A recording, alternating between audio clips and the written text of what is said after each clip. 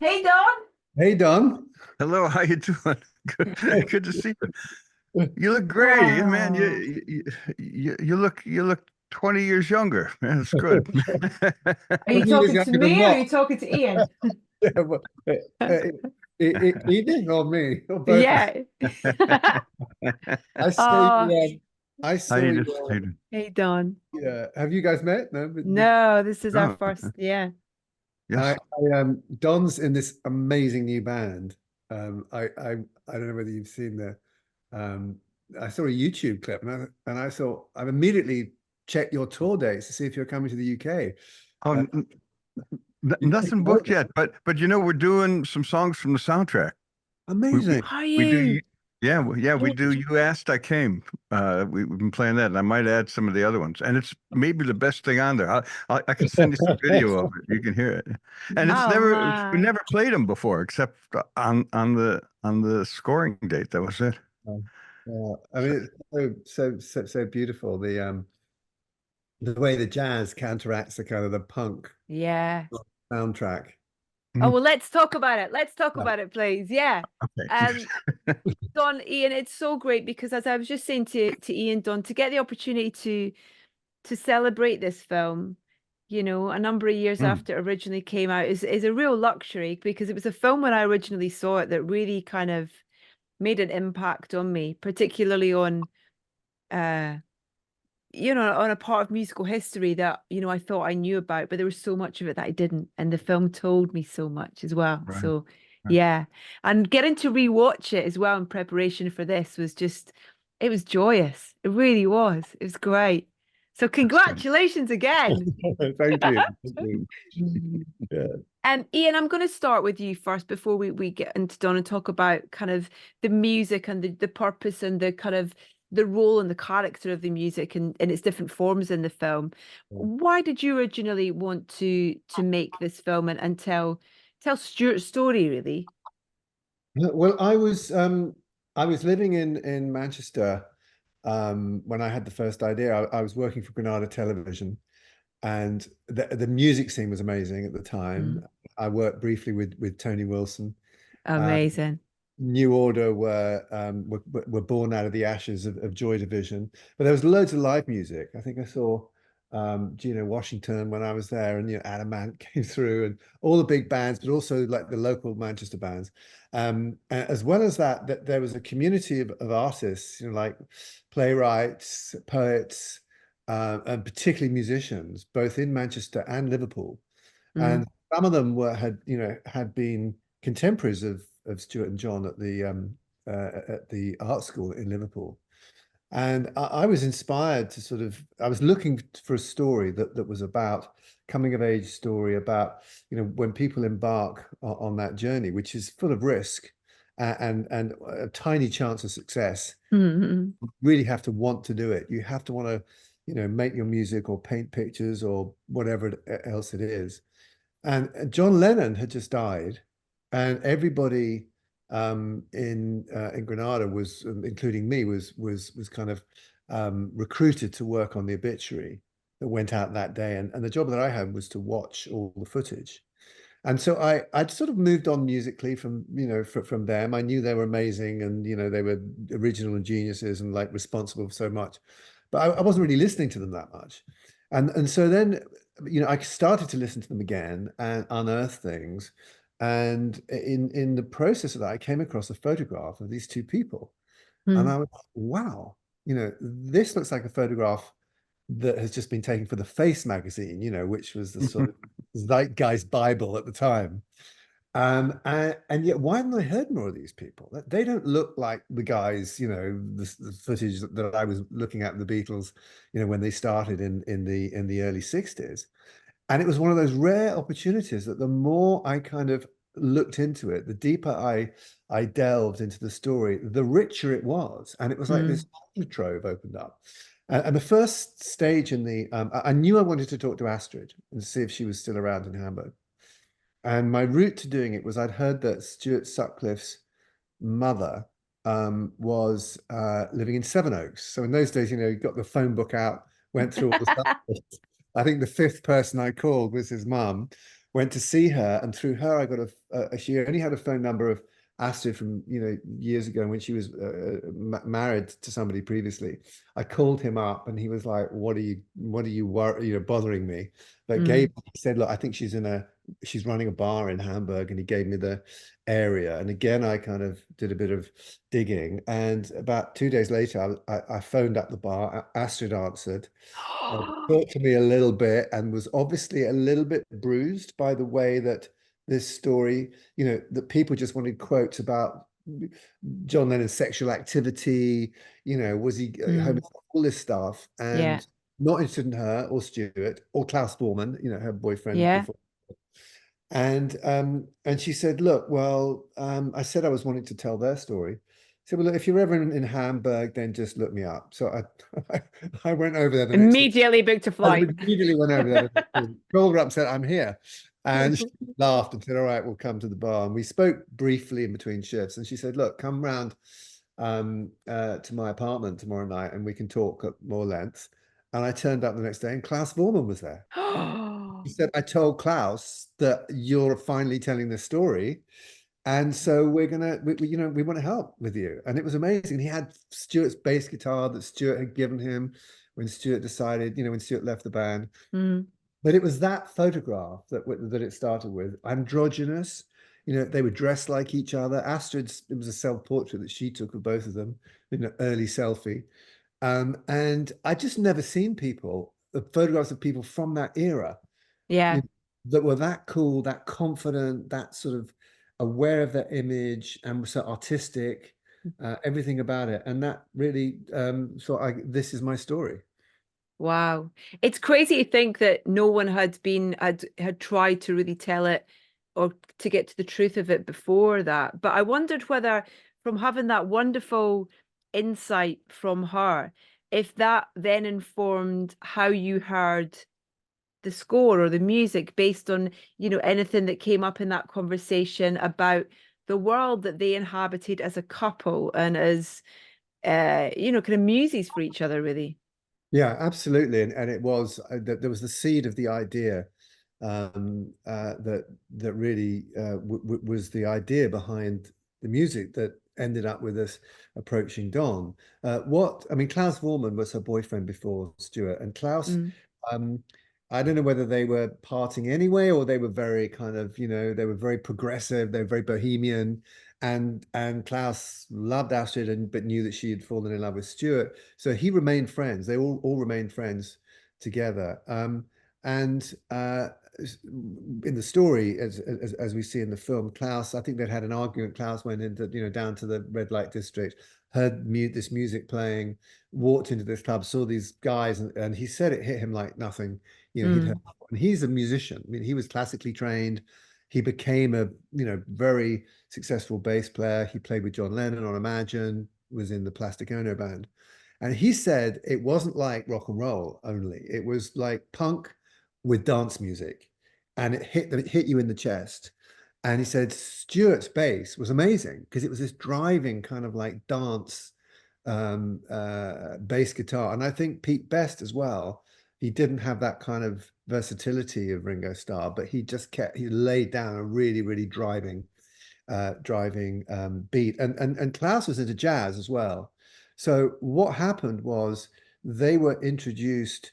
I always think it's that ingredient that it was the two things that created the alchemy. It was the black R&B, Little Richard, Chuck Berry.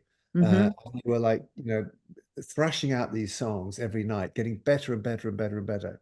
But through Stuart, John, and eventually the others were introduced to this bohemian world that was a European influence. So you had the American influence of rock and roll, and they were into beat poetry and Jack Kerouac. And it was this, not only was it a European art, but it was the way that Astrid and Klaus and their friends lived their lives. They kind of lived their lives as if it was an expression of their ideas. So they created their digs and they went to parties and they played the music, and it was kind of like happenings, I guess. It's quite Warhol-esque, wasn't it? It was Sorry? almost kind of quite Warhol-esque, in terms of Yes. that whole kind of like New York scene, but in Hamburg. the European, Jean Cocteau, they were listening to Jean Cocteau, kind of black and white. But what it kind of, again, it chimed with my idea that it wasn't really a story about the Beatles that I wanted to tell. And I think that's why this story hasn't been told, because the Beatles are almost like this huge magnet that will drag you towards them. And I wanted Stuart and Astrid to be the stars of the movie, and John, in a way, to be a groupie. Yeah. And so they were the center of it. And I didn't want to have lookalikes for Beatles, and I didn't want sound-alike music. I wanted to try and recreate what Klaus and Astrid had said, that it was like, punk. Yeah. So I didn't want, when we put the band together, I didn't want to have a sound that was trying to imitate that. And so quite early, all of us, the two producers, Finola, Steve Woolley, Nick Powell, sadly departed, and Bob Last, the music supervisor. I think Bob said, look, the way we'll get the best band that's going to, kick ass like that, like they did, is to get somebody that everybody wants to work with. And so we came up with some candidates. And then famously, if anybody who knows Nick Powell will realize this is a classic Nick Powell moment. He was on the loo and he ran out with his magazine. He said, we got to get Don Was. So we asked Don, and that was one of the great blessings of this story, was that Don said, yes, but I want to do the score, which was another blessing. And of course, everybody at that time wanted to work with Don. Don, what was the appeal for you? Why did you, why was it something you were like, because the two sides to this, in terms of creating this version of these songs, but then also, blending everything together with this score that's got such a character and presence in the film as well. It was kind of right up my alley.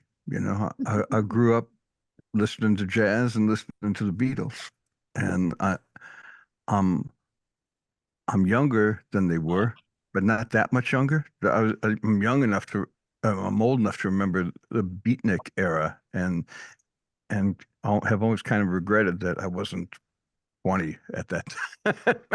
I couldn't do much when I was 12, but maybe it's more romantic for not having been there. I don't know. Maybe you found the same thing, Ian. I don't know, but it just seemed like it was. I was born to do that gig. I was thrilled to get the call. What was the starting point? Where did you jump off from in terms of working on these two projects for this one story, really? Right. Yeah. I'm trying to remember exactly how it's. My first notion was I had just finished working with Ringo on an album and had played some gigs with him, and I thought, well, I better check with him first, make sure this is, that he's behind this. And he was like, I'm not in the movie. I don't care. Go ahead. He said, but he said the same thing that Iain learned from Klaus, which was, he said, but if you're going to portray him, don't try to make it sound like the early Beatle albums. They were nothing like that. He said they were like a raw punk band, jumped up on speed, and there was all this incredible energy to the thing, and make sure you capture that.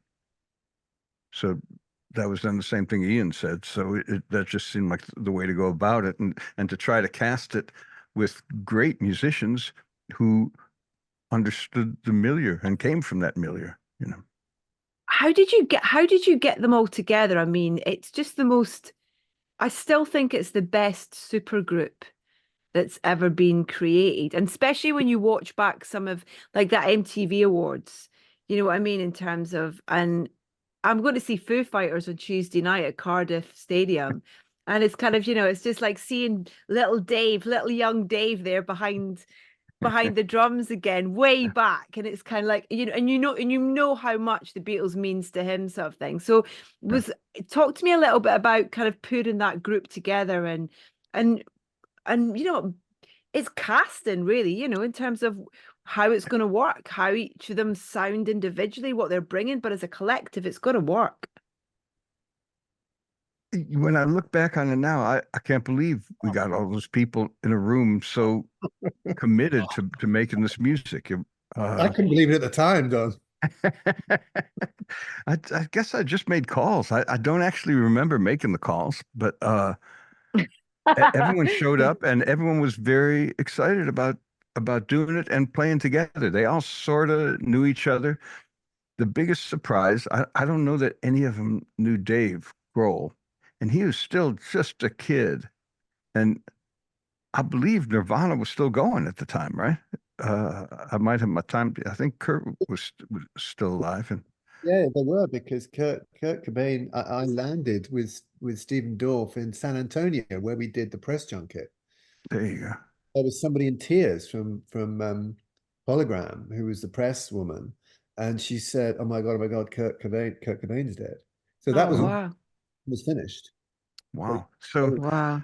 So he was still in Nirvana, and he wasn't necessarily the focus. But when he came in and played, I was absolutely blown away by his drumming. I realized that even then he was one of the best drummers in the world, and actually had a lot of sophistication that he may not have even realized that he had, as Mm. a musician. He could he just had a deep groove, and he dug in to the pocket really deep, and he still does. I've played with him a few times subsequently, and it's he he digs in. It's almost alarming that the intensity at which he can play. I made the mistake of telling the band what Ringo said and letting them know that that's why I hired them. I didn't really mean it like that's why I wasn't saying you're Neanderthals, so you're perfect for this. I was saying don't try to make it too sophisticated and forget what you know about Beatle records. Years later, I was talking to Dave, and he mentioned, it really bothered me when you said that you got us because we were primitives. I said, oh my God.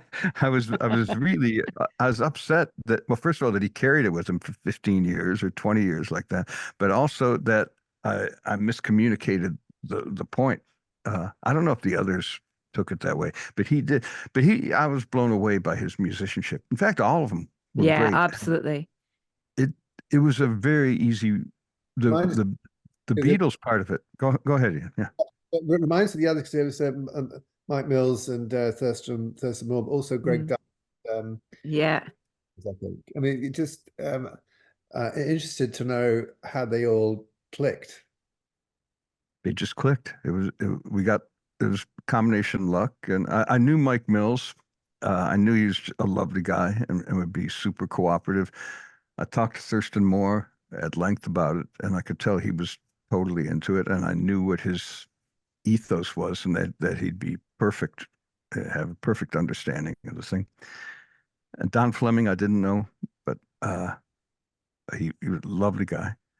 And it just, it's exactly what you said. It's casting based on music, and then we got lucky on the personality front, and that they were all lovely guys. And we, it was 3 days.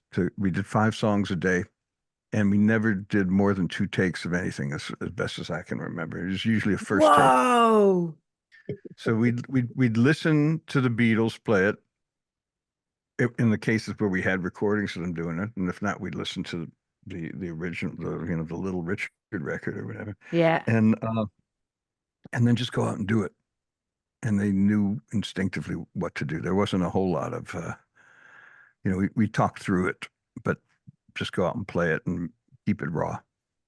You had so many songs; it was amazing. And I'd done some music videos while I was writing the script. I'd worked for after I left Granada, and I love filming music. I think the combination of film and music. I actually think the cinema is the best place, other than the recording studio, to hear music. I think it's the best, the biggest room, the best sound system. It's Yeah.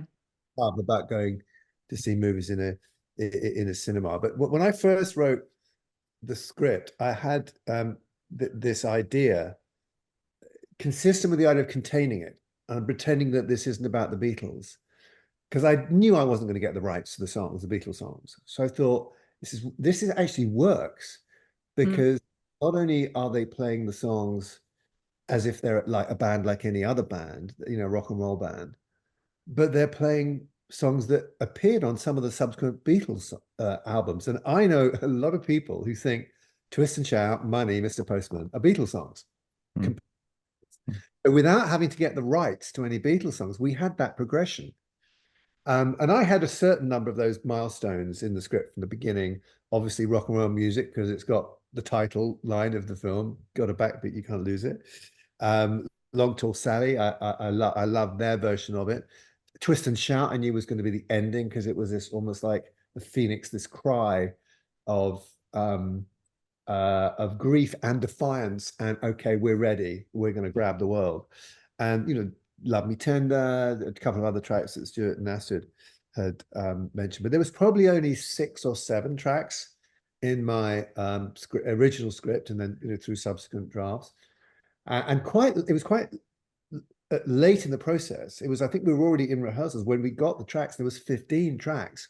I can remember, the things that I hadn't thought of, like 20 Flight Rock, the Golly Miss.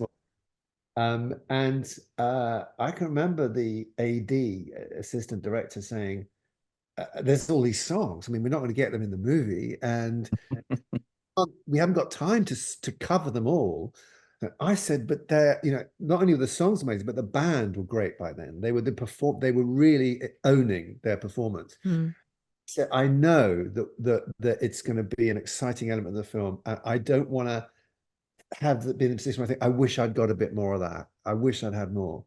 But the whole time I assumed that they would be edited down. I would edit them down.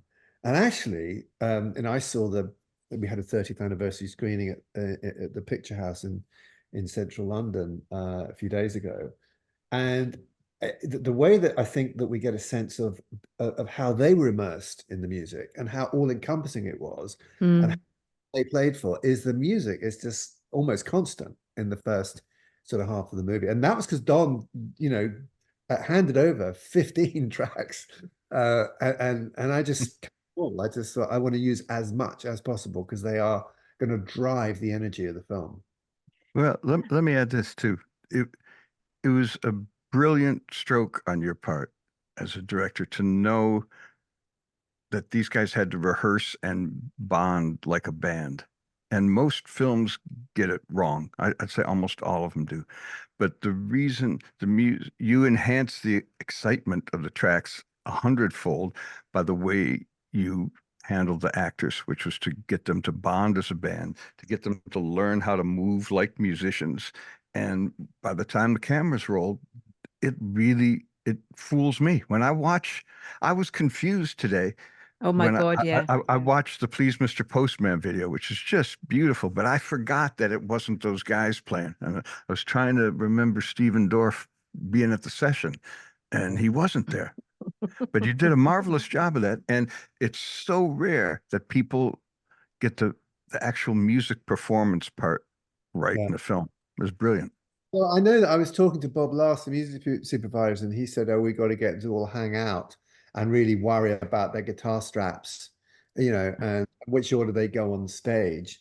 And we came up with this idea of having them, because they'd learned the songs by the time they were being filmed, so that they weren't miming, they were actually shouting out the lyrics to sync up the Don's soundtrack with the actors singing, because they're the muscles and the veins are kind of coming out of the next, because they are, so they actually performed for us without the backing, so that we got them to really, and I had this idea that I wanted to be on stage with them, so that when the film starts, it's like a handheld camera, as if the camera is one of them. And so we come on stage with them, and then by the time they're getting more famous, we're more and more distant, and we become an audience member. So right at the end, it's like I can imitate some footage that I'd seen of them. But they really did become like that, and they would argue about, okay, it's not in tune, or the amp place, because there actually was a live sound as well, so that we recorded as a guide track. then play it. There's just as an aside. My next film was a film called Hackers, Angelina Jolie's first role, and I took the lesson that Don's talking about from Backbeat, and there's a group of hackers, and I said I want you to be like a cyber band, and so we actually put guitar straps on their laptops, and they hung out together like we'd rehearsed with Backbeat, and so that they were this cyber band, and they behaved like that. And I wanted them, and it was the lessons that I learned on Backbeat. There's another irony, which is that we used not only American actors, Stephen Dorff and Cheryl Lee, which I kind of like that idea that they were the stars and that the ordinary guys were the Beatles, but also, we had American musicians playing Yeah. British. Whereas I reversed that on Hackers, which was all set in. I had English dance music, Underworld, Massive Attack, Left Field, Yeah. Prodigy, Orbital. So that I sort of redressed the balance on Hackers by putting the English bands in.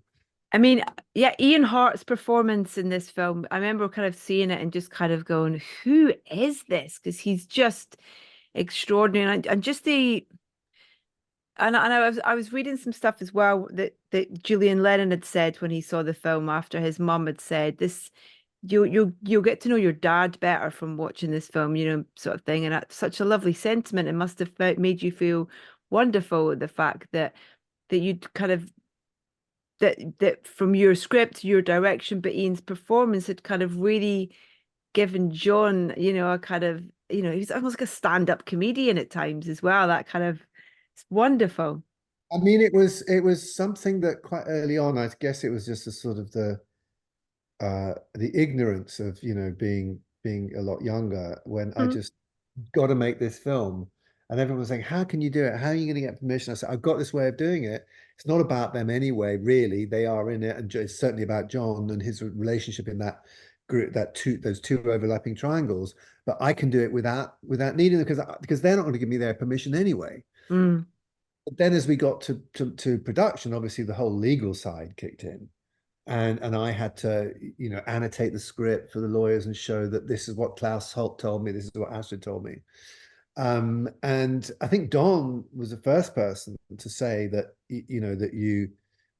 that there was almost like a kind of a implicit stamp of approval by Ringo. And I think Billy Preston you were working with at the time as well, who was playing with him in Oh, Hand. amazing. Yeah.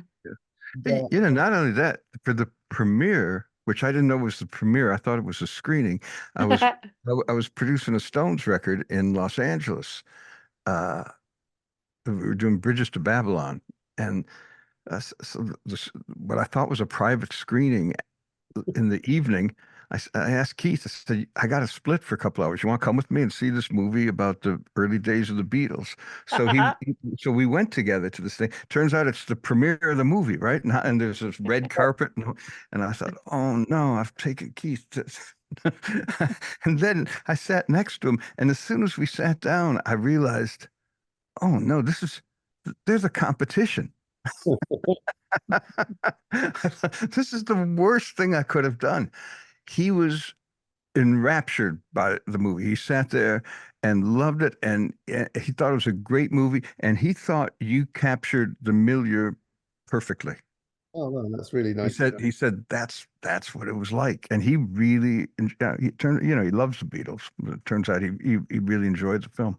But I mean, going back to what Edith is saying, it was such an amazing kind of stamp of approval from. It was actually Cynthia, and I can remember I was at the screening with Finola, our producer, and Cynthia was not really predisposed to like the film because we hadn't contracted her. Mm-hmm. And we didn't think, everybody told us, well, everything that we were doing about Cynthia was in the public domain.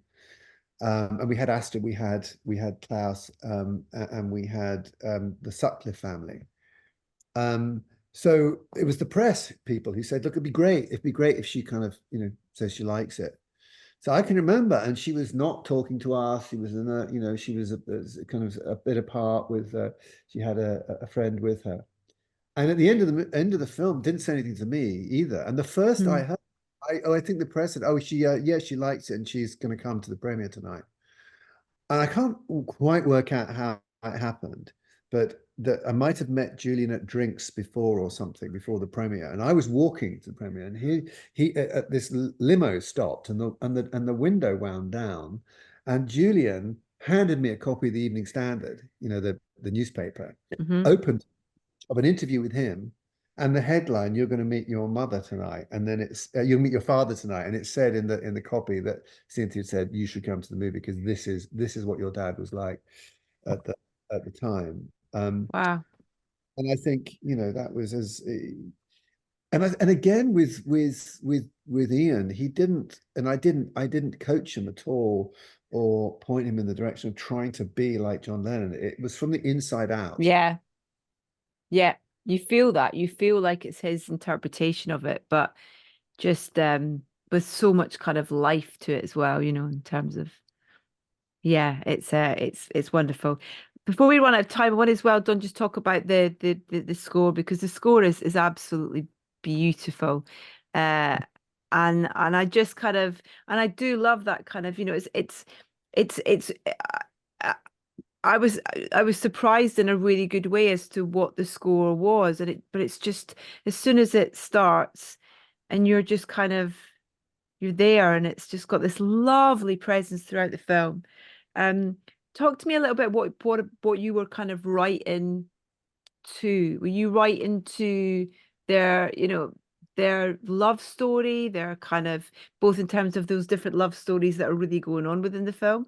What were the kind of inspirations for you in terms of creating that score? Before we started it, uh, I checked out what Miles Davis did for a film called Escalator to the Gallows. I think it might have been I think it's a Louis Malle film, and I think it might be his first film from the 50s. And it was a jazz score, and they went to a screening room and set up a band, and they looked at the screen and played. And I thought, I mean, I'm not a film score. I'm not educated in the orchestration or any of these things, but what I can do is look at something and try to play it. Mm, So that's all I did. But it's just, I tried to get into the emotion of the scene and play something that corresponded. I just sat at a piano and worked it out. Then we went in and cut it, and we cut it two ways. We cut it as a complete song. Each thing is a complete song for the album, which could be cut up later. And then mm, we played specifically the bit of music that fit the scene. And a lot of credit has got to go to Martin Walsh, who was the editor. And I didn't know what I was doing. I'd never scored a movie, and he really made it work. I guess working with you, Ian, I'm sure he wasn't alone on the North Pole doing it, but he was very talented, and he knew how to cut these things properly and make them sit in there. And I was always very grateful for that. There was something really nice about it being an art house film rather than budgeted as a blockbuster, which meant we had to do it and be done with it. And it had to be immediate. There, hmm. even the band stuff, we took 3 days because that's what we were budgeted. If we'd have had a Wow. month, we'd have taken a month. But and Three it wouldn't have days been. though. Yeah, well, it wouldn't. You just that if you work with what you got, and I thought that was exciting because I felt this was not supposed to be too polished. Yeah. Any of it's supposed to be real. Terence Blanchard is on the you work with him. Is he? He was your band, you done. Who say again? Terence Terence Blanchard. Oh yeah, no, it's Terence Blanchard, who really I don't think had been scoring movies at that point, or if he did, he maybe did one Spike Lee movie or something. But we'd have to go back and check. But he's going on to win Oscars and everything, and I didn't know him. We're good friends. In fact, what we played in Detroit, my hometown. My new band played there at the Orchestra Hall, and Terence played. You Asked I Came with us. Oh wow. which was really. I'll send you a clip Ah. of it. I bumped. Uh, Do I was one better, Don, and make sure you come to the UK to play, bring Terence with you, and then we'll all come and watch. oh, back. that's a great idea, actually. We could I do that. bumped, I bumped him in New Orleans. I was doing a film called The Skeleton Key in New Orleans, and Hmm. guys who were local New Orleans guys, and they took me like 24 hours. The first 24 hours I was there, they picked me up from the airport and said, "Right, you're not going to need your suitcase tonight. You're not going to need to go to your hotel. I mean, you're going to go back for breakfast." And we went to various places. One place we went to was a kind of black music club, and it was maybe it was jazz. I can't remember, but they said, "Oh, Terence Blanchard's over there," and I Mhm. introduced myself, and he was took him a while to sort of like compute. He went, "Oh my God," and because he's professor of music or was at the time at Columbia, and he said the two things that he lectures on are Mo Better Blues and Backbeat. Really? And see, I didn't know that. Wow, Pretty cool. Um, that's very cool. Yeah. Wow. It's one of the few great things to come out of COVID is that with this, like we're able to do today from different parts of the world, come together to have this conversation. Prior to COVID, it never seemed possible to speak to so many composers, particularly about film, because they were never part of the kind of promotional package that was being offered.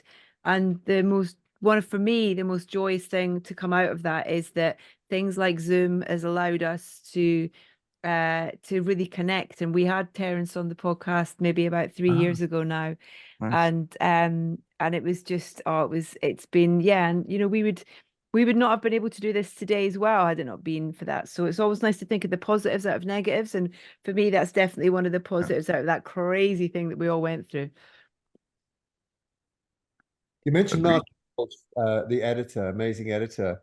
And one of the great things was that I had when I started at Granada Television, they hired a load of uh, graduates to make short films, um, and you could direct them even if you weren't a director, as long as they were under 10 minutes and they were for local programs. And there was a corridor of editors. It was all on film. It made this is what my I just after a week, I was completely in love with the whole process of film. And one of the editors on that corridor, as well as Chris Gill, who went on to edit loads of things for Danny Boyle, was Martin Walsh. And he was a Moss Side guy. We were like 21 or whatever it was. And we would go out and listen to music in the evening and make little films, during the day. And Martin's got an amazing sense of music that you picked up on. And he was just so loved this story and this project. And you're right, he did place some of those pieces. And I think that what's really poignant about the way the score works in the film is the way that it's reprised at different moments. So I Yeah. think the music that for when Klaus discovers Astrid in bed with Stuart is then reprised or a version of it at the end of the film. Yeah, he's wearing my bathrobe. Yeah, that's it's. We did it with Yeah. strings at one point, and then there's a full version of it. Yeah, that's It, right. it unifies it and it enhances the idea of a journey. Hmm. Yeah. You know, And a feeling. It's kind of the growth of a feeling almost for someone, for a situation, for yeah. It's great. It's so good. Um, oh, guys, it's been so great to celebrate this film and to get you together to talk about it. It really, really has, and Don, I really hope you do get across to the UK to play live for us because and apologies that well, not apologies, but the idea that we could have half an hour to talk about both of your careers as such as it would be an impossibility. So it's just been lovely to kind of focus on this collaboration and this wonderful anniversary of this film, and people get the chance to see it again in the cinema, which is great. yeah. But thank you. It's I'm thrilled that we're able to focus on it. It was a great honor to work with Iain on this film, and I'm really proud of the result. And it holds up 30 years later, and I'm glad that people are still aware of it and thinking about it. Yeah, Um, I, yeah. I, thanks so much, Edith, and it's so great to connect with you again, Don. And Great to see you. won't be too long before our paths cross again. I hope so. But hope to see you soon. Oh, you guys take care. And thank you so, so much for your time. Thank you. Thank you. Pleasure. Take care. Bye, guys. Bye-bye. Bye.